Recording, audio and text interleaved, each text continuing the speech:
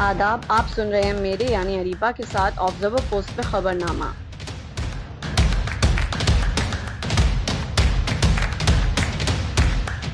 शुरुआत करते हैं आज की मुख्य हेडलाइंस के साथ। ममता बनर्जी का दावा, नीति आयोग की बैठक में बंद किए गए माइक, वित्त मंत्री ने दिया जवाब। यूपी में कावड़ रूट पर एटीएस तैनात, मुजफ्फरनगर एसएसपी ने कहा हालात सेंसिटिव, हमले का भी खतरा। राजस्थान, असम और अरुणाचल में भी अग्निवीरों को मिला आरक्षण, अब तक 10 राज्यों में रिजर्वेशन। शरद पवार का बड़ा बयान, बोले कोर्ट ने जिसे तड़ीपार किया वो आज गृह मंत्री। बेंगलुरु में पीजी में लड़की की हत्या, गला रेता, 20 बार चाकू से गोदा, आरोपी अरेस्ट। गजा में स्कूल पर हुए इजरायली हमले में कम से कम 30 लोगों की मौत। पेरिस ओलंपिक में चीन ने जीता पहला गोल्ड मेडल। अब खबरें विस्तार से। पश्चिम बंगाल की मुख्यमंत्री ममता बनर्जी ने आरोप लगाया कि नीति आयोग की बैठक में उन्हें बोलने नहीं दिया गया। ममता ने कहा कि उनका माइक बंद कर दिया गया था।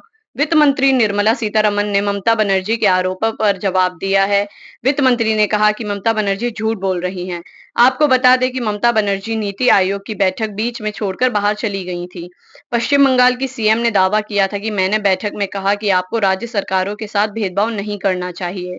मैं बोलना चाहती थी लेकिन मुझे सिर्फ 5 मिनट बोलने दिया गया। उन्होंने कहा मेरा माइक बंद कर दिया। मुझसे पहले के लोग 10 से 20 मिनट तक बोले।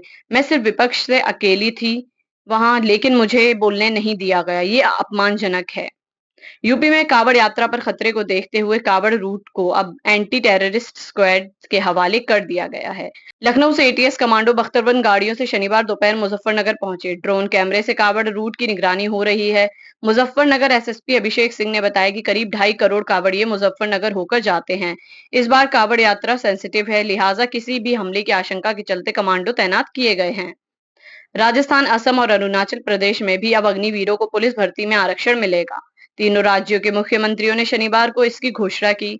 26 जुलाई को मध्य प्रदेश, उत्तर प्रदेश, ओडिशा, गुजरात और छत्तीसगढ़ की सरकारों ने आरक्षण देने की घोषणा की थी। 22 जुलाई को हरियाणा और उत्तराखंड की सरकार भी अग्निवीरों को आरक्षण देने का ऐलान कर चुकी हैं। यानी अब तक 10 राज्यों ने ऐसी घोषणा कर दी है। गृह मंत्री अमित शाह के भ्रष्टाचार के सरगना वाले बयान पर शरद पवार ने आज पलटवार किया। एनसीपी नेता पवार ने कहा, उन्हें मैं याद दिला दूं कि आज जो आदमी देश का गृह मंत्री है वह ऐसा व्यक्ति है जिसने गुजरात के कानून का दुरुपयोग किया। इसके लिए सुप्रीम कोर्ट ने उन्हें तड़ीपार कर दिया था। इससे पहले 21 जुलाई को एक इवेंट में शाह ने कहा था कि विपक्ष हम पर भ्रष्टाचार का आरोप लगा रहा है, लेकिन भारतीय राजनीति में भ्रष्टाचार के सबसे बड़े सरगना शरद पवार हैं। बेंगलुरु में एक 24 साल की लड़की की पीजी में हत्या कर दी गई। घटना 23 जुलाई की है। इसका सीसीटीवी फुटेज भी सामने आया। आरोपी रात 11 बजे लड़की के पीजी में पहुंचा, दरवाजा खटखटाकर उसे बाहर निकाला। इसके बाद गैलरी में चाकू से वार किया। आरोपी ने लड़की को 2 मिनट के अंदर 20 बार चाकू से गोदा, फिर गला रेत दिया और फरार हो गया। बाद में लड़की ने वहीं दम तोड़ दिया। यह घटना वेंकट रेड्डी लेआउट स्थित Bhargavi staying Holmes for ladies में घटी। आरोपी को भोपाल से अरेस्ट कर लिया गया है।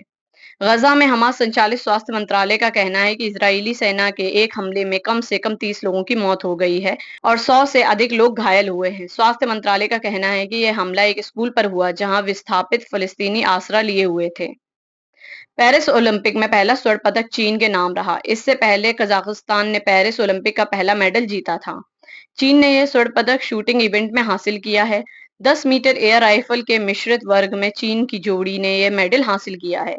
चीन के लिहाओ शेंग और यूटिंग हुआंग ने 10 मीटर एयर राइफल के मिश्रित वर्ग में रिपब्लिक ऑफ कोरिया के जिहोन केम और हाजुन पार्क को हराकर पेरिस 2024 का पहला स्वर्ण पदक जीता है।